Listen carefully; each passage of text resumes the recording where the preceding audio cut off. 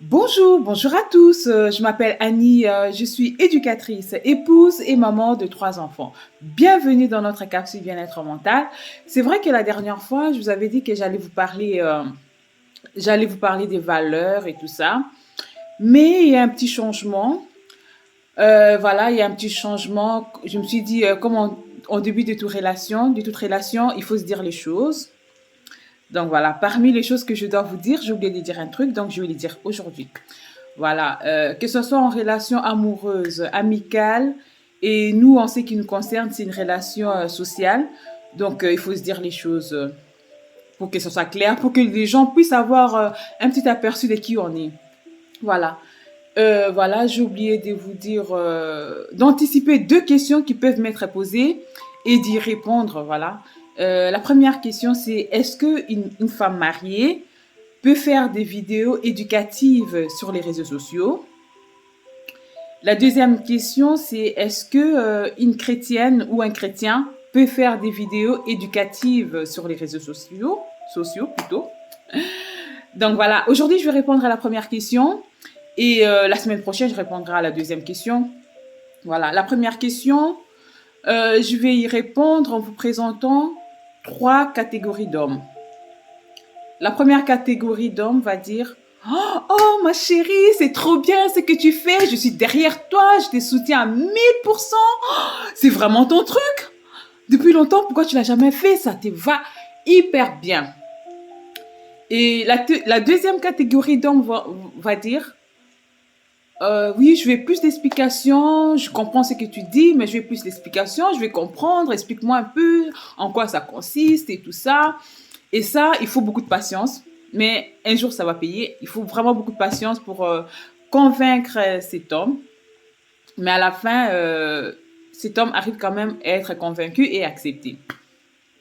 La troisième catégorie d'hommes va dire quelle idée! Dis-moi, d'où te sort cette idée?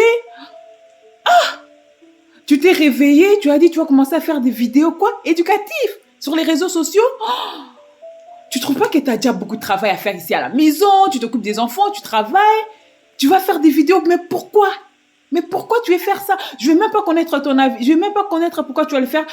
La réponse est non. Tu sais que la place de la femme, c'est dans la cuisine, quoi. La place de la femme, c'est dans la cuisine. Tu restes dans la cuisine. Et voilà. Je suis là tranquillement en train de manger ma semoule avec, avec les pondus. Tu me déranges. Maintenant, là, c'est fini, j'ai plus faim.